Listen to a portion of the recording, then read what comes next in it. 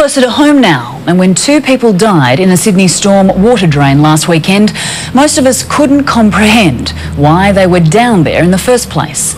Dirty, wet and dangerous, drains are more suited to rats and cockroaches.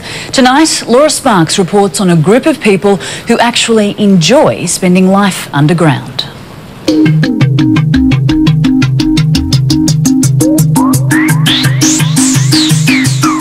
As we sleep in the dead of night, they come, a secret society that descends deep into the underworld beneath our cities, their faces as hidden as the labyrinth of highways, tunnels and caves they explore.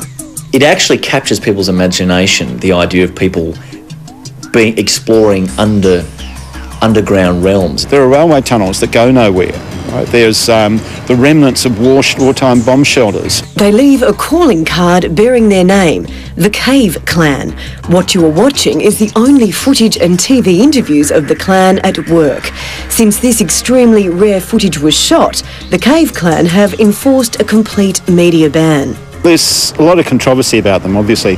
My understanding is that they started in Australia about 20 years ago. They feel very comfortable about not being known. Around the world, beneath cities like Paris and New York, whole communities exist underground. In the 80s, the TV show Beauty and the Beast centred around a disfigured character, Vincent, born and raised among the mole people of New York. Films like Hugh Grant's Extreme Measures centred their plots around these communities that lived in the maze of subways beneath New York. And there's a little bit of mud just through here, so just be very careful. For most of us, this is the preferred way of seeing our cities underground, with a guided tour. But what the Cave Clan do is something completely different and completely illegal. They call it URBX, urban exploring, and the closest you may ever get to them is here on the internet, where they post many of their discoveries. With a little bit of ingenuity, a pair of bolt cutters and some abseiling ropes, are able to explore all these amazing worlds. The Cave Clan have again entered the public debate, with the deaths of 2 people caught in a stormwater drain at Sydney's Lurline Bay over the weekend. The tragedy again raises the issue of the risks of these intrepid outings and the reasons people like the Cave Clan do it.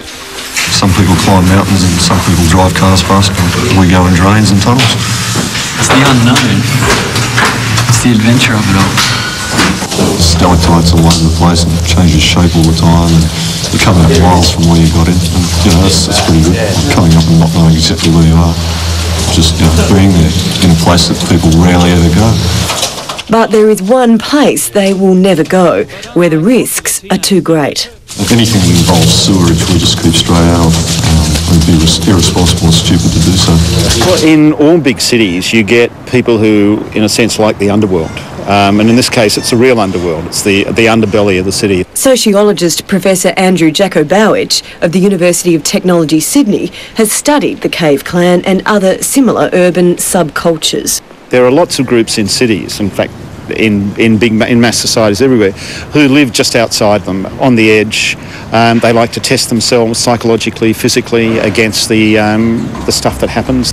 He says they are a far cry from the feral stereotype of other extreme thrill seekers. They're usually fairly middle-class sorts of people, mainly men, not only, but mainly men, usually in their 20s and 30s, who like the sense of being part of a band of brothers. The mystery that shrouds the Cave Clan is part of the clan's code of secrecy. They are people who try and keep themselves private from the world. They have a media ban in many situations. They don't like talking to the mainstream media. They like to feel that they are on the edge, outside the mainstream. I think that, to be honest, they really enjoy the cloak and dagger stuff they go on with. I mean, I've tried so many times to get interviews with these guys.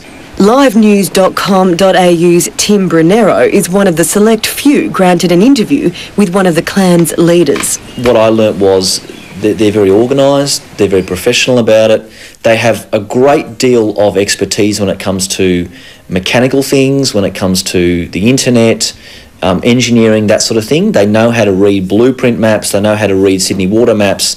But Tim was to see another side of the Cave Clan when he printed something they didn't agree with. When I get something wrong, I'll get a phone call on my home phone. How would they get my home phone? I'm sitting there at 8 o'clock at night about to have some tucker, and I get this phone call telling me, you got this wrong, you got that wrong. It's just interesting. It's like they're there but not there. It's almost like they're underneath. But rather than maligning them, Tim says this counter-cultural crew should be celebrated. There's a little bit of the sort of Aussie spirit in there, just like Burke and Wills. They're sort of going somewhere where other people haven't been. And the Cave Clan wants to distance itself from the weekend fatalities. Its motto, if it rains, no drains.